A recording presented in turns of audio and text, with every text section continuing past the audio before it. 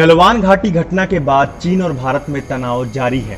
ऐसे में कहा जा रहा है कि भारत के राष्ट्रीय सुरक्षा सलाहकार अजीत डोभाल ने रविवार को चीन के विदेश मंत्री वांग यी से इस मामले पर वीडियो कॉल के जरिए बात की थी, जिसका नतीजा है कि सोमवार को चीनी सैनिक गलवान घाटी में पीछे हट गए हैं। दरअसल सीमा विवाद के मद्देनजर भारत की तरफ से नियुक्त किए गए विशेष प्रतिनिधि अजीत डोभाल और चीनी विदेश मंत्री के बीच रविवार को टेलीफोन पर बातचीत हुई। चीनी विदेश मंत्री को भी चीन की तरफ से इस मुद्दे पर विशेष प्रतिनिधि घोषित किया गया था। दोनों विशेष प्रतिनिधियों के बीच सीमा विवाद पर खुलकर गहराई के साथ बातचीत हुई।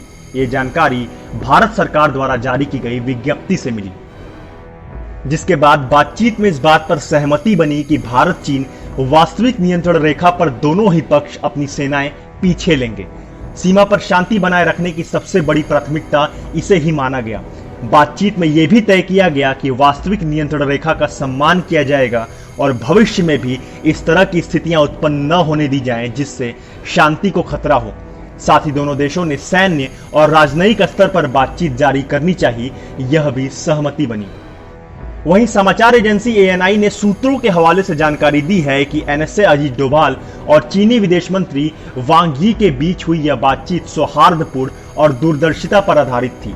सूत्रों के हवाले से कहा गया है कि दोनों देशों के बीच शांति की पूर्ण बहाली और भविष्य में ऐसी घटनाएं ना हो, इसके लिए साथ मिलकर काम करने पर बातचीत हुई है।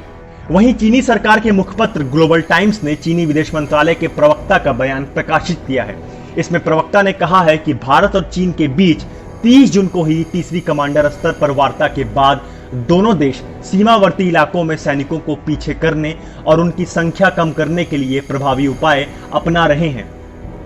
सीमाओं पर आक्रामक रणनीति अपनाने के लिए चीनी सेना को निर्देश कथित तौर पर रक्षा मंत्रालय और उसके मुखिया वेई के संकेतों पर ही मिलते रहे हैं। जिनपिंग की विस्तारवादी नीतियों को पोषने के लिए जिस एग्रेसिव रक्षा नीति की जरूरत थी, उसी के मुताबिक वेई को यह जिम्मेदारी सौंपी गई थी। और लद्दाख में गलवान घाटी पर बने हालात के बाद कहा जा रहा है कि वेई ने अपनी भूमिका निभाने में कोई कसर नहीं छोड़ी है। चीन के शेंडोंग राज्य के चिपिंग में 1954 को जन्मे वेई फेंगहे हान समुदाय से ताल्लुक रखते हैं। 1970 में वेई ने पीपुल्स लिबरेशन आर्मी ज्वाइन की थी, जबकि 1972 में चीनी communist party national defence university से ग्रेजुएशन के दौरान वेई ने कोऑर्डिनेटेड ऑपरेशन कमांड में विशेषज्ञता हासिल की।